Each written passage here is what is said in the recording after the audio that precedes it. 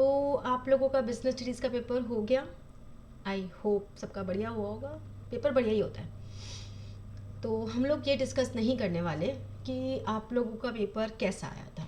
आपका paper tough था, easy था, कॉम्प्लिकेटेड था? नहीं, क्योंकि वो तो हो गया।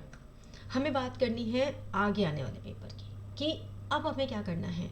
How to utilize your 4 days in accountancy. Accountancy practical subject है।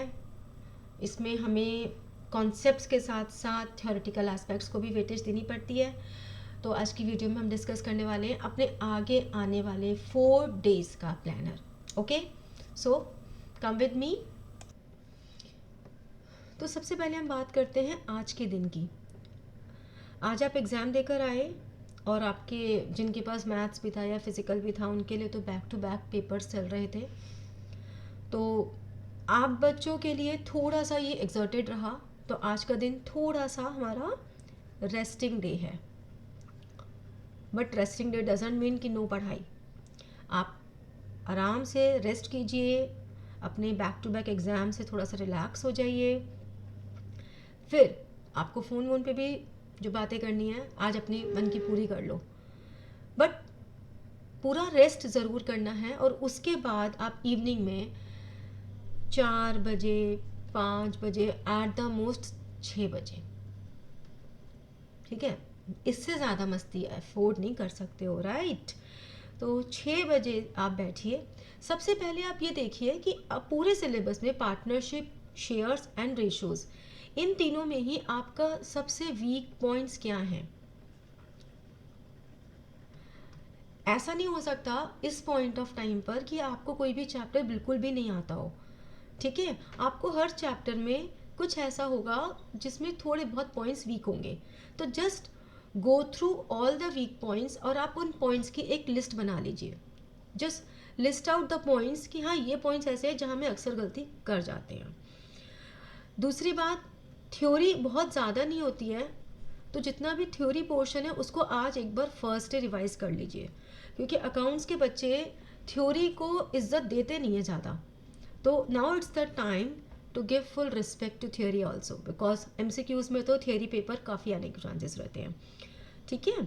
तो थ्योरी चैप्टर्स को आप थ्योरी के लिए क्या कर सकते हैं, आपके पास जो भी बुक है हर बुक में पीछे very short answer type question and scanner given होता है। तो उसमें आपके 1 लाइनर्स थ्योरी होती है, क्योंकि हमें थ्योरी के डिटेल ऐसे टाइप क्वेश्चंस नहीं करने हैं, हमें बहुत शॉर्ट में थ्योरी करनी है। तो just go through with all the scanner theory portion and very short answer type theory portion, that is sufficient.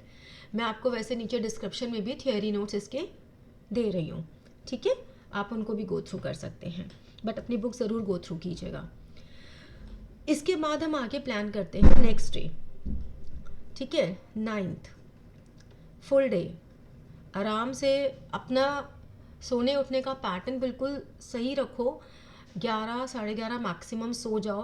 11 बजे के बाद पढ़ाई नहीं करनी और सुबह 5, साढ़े 5, 6 बजे मैक्सिमम उठ जाओ। बहुत देर तक नहीं सोना कि अब तो छुट्टियाँ हैं तो नींद भी पूरी कर लें। छुट्टियाँ नहीं है, प्रिपरेशन लीव है, ठीक है। तो छुट्टियाँ सेलिब्रेट नहीं करनी है, आपको अपना सुबह उठना है। और व्हाट आई वुड सजेस्ट कि पार्टनरशिप सबसे बड़ी यूनिट है आपकी, उसको कल ख़त्म कर डालो। 9th को पार्टनरशिप ख़त्म कर डालो।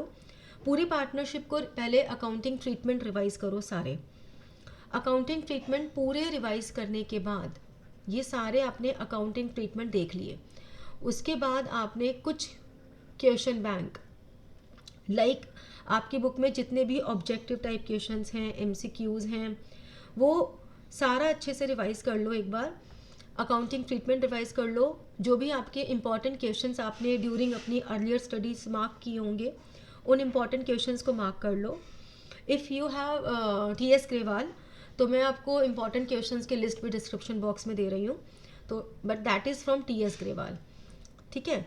तो उसमें से जो भी आप क्वेश्चंस रिवाइज़ करने चाहिए उनकी लिस्ट है पूरी, आप उनको रिवाइज़ कर सकते हैं।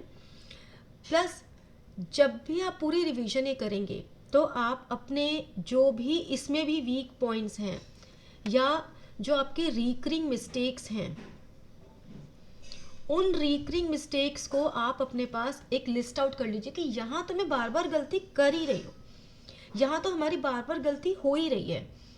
तो ये ऐसे पॉइंट्स हैं जिनको मैं अक्सर गड़बड़ में कर देते हैं, तो हमें इन पे वर्क करना है, इनको हमें फाइनल डे रिवाइज करना ही करना है।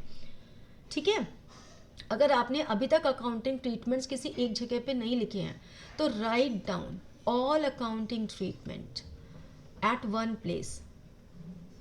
जितने भी ये अकाउंटिंग ट्रीटमेंट्स हैं उनको एक ही जगह लिख लीजिए, ठीक है, एट वन प्लेस। उससे आपको रिवीजन करना इजी हो जाएगा। Accounts is a subject of writing, practising.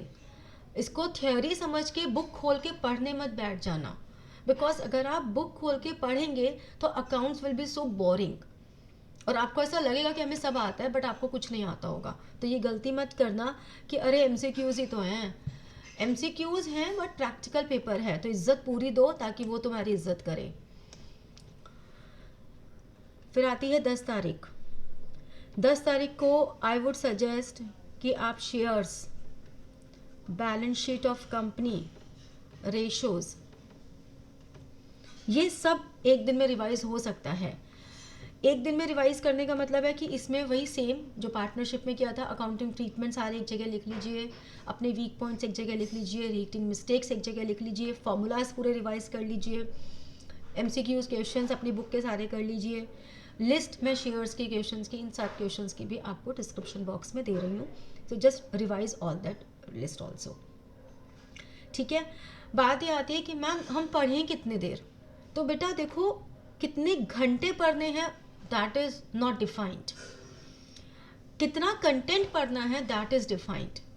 एक बच्चा हो सकता है शेयर्स का चैप्टर 2 घंटे में रिवाइज कर ले, लेकिन हो सकता है दूसरा बच्चा 4 घंटे में करे और तीसरा बच्चा 6 घंटे में करे।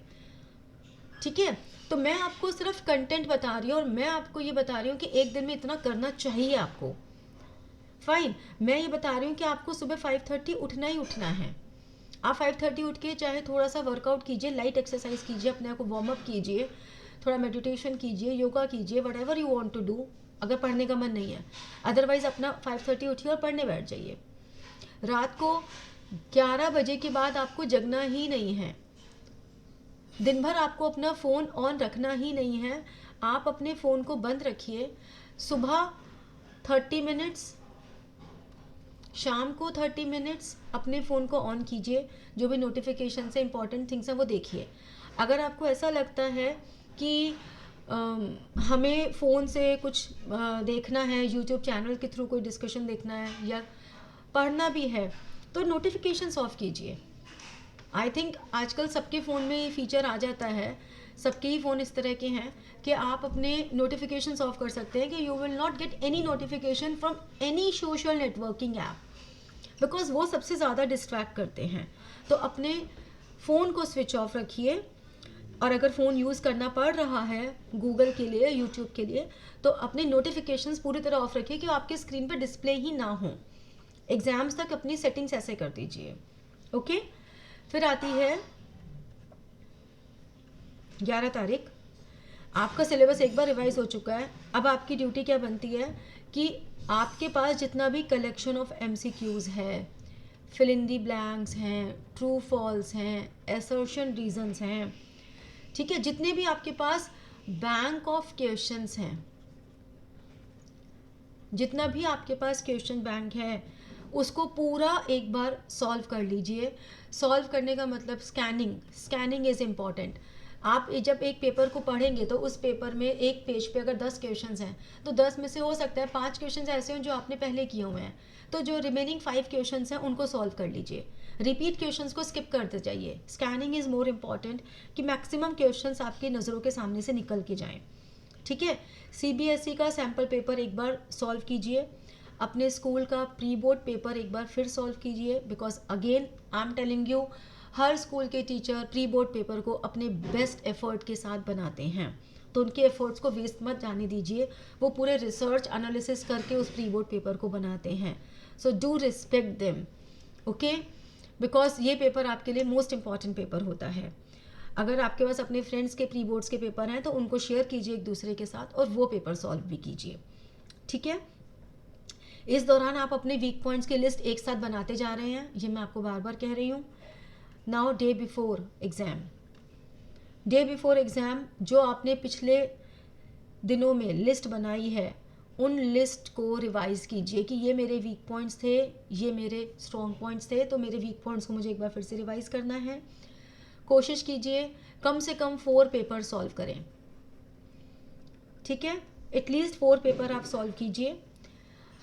Then day of exam, finally this is your day of exam. सुबह उठिए, यहाँ मैं आपसे कहूँगी 5:30 उठिए और 6 o'clock से 8 o'clock 2 घंटे ज़रूर पढ़िए। इसमें थ्योरी को एक बार फिर से इज्जत दे दीजिए, पूरा थ्योरी अच्छे से रिवाइज़ कीजिए। शेयर्स में जितने भी सेक्शंस हैं उन्हें रिवाइज़ कर लीजिए, ठीक है, सेक्शंस बहुत इंपॉर्टेंट है। अच्छा सा ब्रेकफास्ट कीजिए, फाइन। तो अब इस सब में मेरी हेल्प क्या मिलेगी आपको? मैं आपको पार्टनरशिप के डे वाले दिन पार्टनरशिप के पूरे कॉन्सेप्ट्स की एक एक्सप्लेनेशन वीडियो दे दूंगी। मैं पार्टनरशिप की आपको क्वेश्चन बैंक प्रोवाइड कर दूंगी। मैं आपको इसका शेयर्स का, रेशोज़ का, सबकी एक्सप्लेनेशन वीडियोस दे दूंगी और सबके क्वेश्चन बैंक प्रोवाइड कर दूंगी। प्रैक्टिस पेपर डे वाले दिन मैं आपको प्रैक्टिस पेपर्स प्रोवाइड कर दूंगी। This is what I can do for you बच्चे। Now your part is do your best, be honest in your self. आपको अपना टारगेट पूरा करना ही करना है, आपको अपने टारगेट से डिविएट नहीं होना है। आपको कोई फ्रेंड्स, रिलेटिव्स, मैरिजेस, बिल्कुल मैरिज सीजन चल रहा है, बट मैरिजेस बाद में अटेंड की जा सकती हैं। जिनकी मैरिज हुई है उनसे आप बाद में मिल सकते हैं। This time will never come again. ये आपके लिए आपकी लाइफ डिसीजन है, सो डोंट डिविएट। फ्रेंड्स से बातें कीजिए, बट आप बिल्कुल वो सब बातें मत कीजिए कि अरे कितनी प्रिपरेशन हो गई, बिकॉज अगर किसी की प्रिपरेशन ज़्यादा अच्छी हो गई तो आपको थोड़ा सा कॉन्फिडेंस लूज हो सकता है। अगर किसी की प्रिपरेशन कम अच्छी हुई तो आप ओवर कॉन्फिडेंस में आ सकते हो, तो दोनों ही सिचुएशन अच्छी नहीं है। Okay, so good luck to all of you. अगर आपको ऐसा लगता है कि मेरे इन सारी बातों से आपको बेनिफिट्स मिल रहे हैं, मैं आपके साथ जो वीडियो शेयर करूंगी, जो आपके साथ मैं PDF के लिंक्स शेयर करूंगी, if you feel that you are getting benefit from this, तो आप इस चैनल को सब्सक्राइब भी कर सकते हैं, लाइक कर सकते हैं, शेयर कर सकते हैं with your friends. Okay, so good luck for your preparation, very very good luck.